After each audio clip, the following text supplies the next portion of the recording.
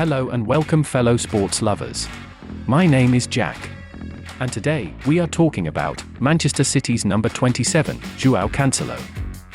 Joao Cancelo made a slow start at Manchester City following his £60 million move from Juventus in the summer of 2019, and doubts soon surfaced as to whether the club had been right to sanction another expensive addition, then 25, to Pep Guardiola's defensive options.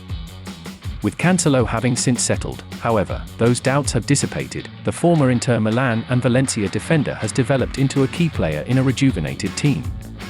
Able to play on either side of defense and, crucially, also comfortable moving into midfield to add an extra number alongside Rodri when City have the ball, Cancelo has been a revelation.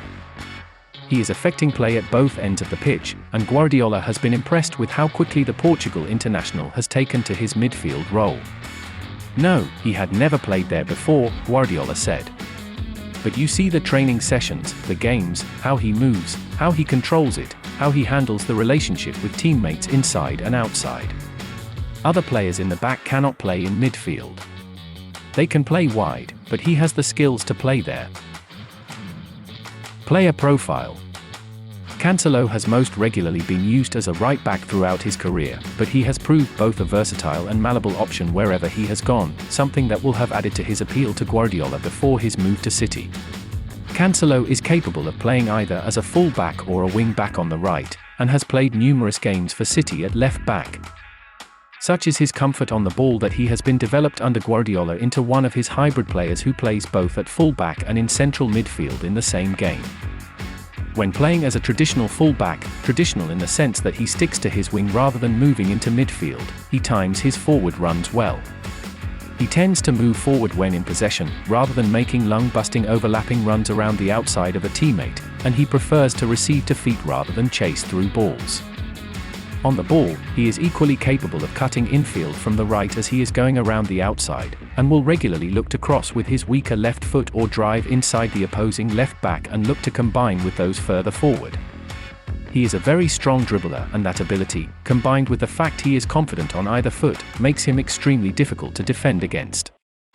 He is adept at skipping away from an opponent from a standing position, and he can cross off of either foot, so he is very good at finding a way to put a cross into the penalty area having received a pass to feet.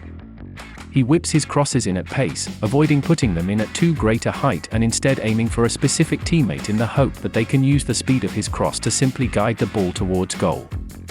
Defensively, he shows a good understanding of his responsibilities, keeping the space between himself and the centre-backs to a minimum when the opposition have the ball.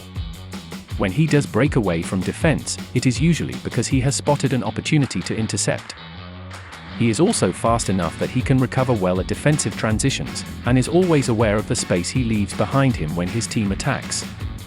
He is quite strong in one-on-one situations and never shirks a tackle below, but he sometimes struggles to shift his weight to his left if an opponent quickly moves the ball and takes him on that side. If he were to have a weakness for opponents to target, it would be dribbling at him on his left. Role at Manchester City.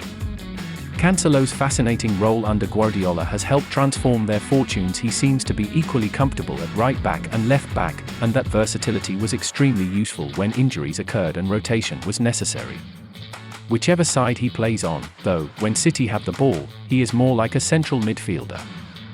City most commonly start with a 4-3-3, the shape they adopt when out of possession, but when building play from the back they shift to a back three, via Cancelo moving into central midfield alongside Rodri, leaving 5 players to form their attacking line. Their wide forwards stay high and wide to stretch the opposition's defense across the pitch, and the 3 remaining players make runs in opposite directions, for example, 1 in behind and 2 back towards the ball, to try and create space to receive between the lines. With their back 3 spread wide across the pitch, and able to guarantee numerical superiority over the opposition's attack by using Ederson, where necessary, to make a 4, Cancelo, Rodri and 2 attacking midfielders often form a box in midfield to overload central areas. Final thoughts. Cancelo regardless isn't just there to move the ball to their attacking players. He has become one of City's most effective creative players, often adopting positions in either half space before delivering a ball into the penalty area, or slipping a through ball between defenders. He has good vision for those types of passes and looks remarkably comfortable playing the final ball in a move given he is in a new role.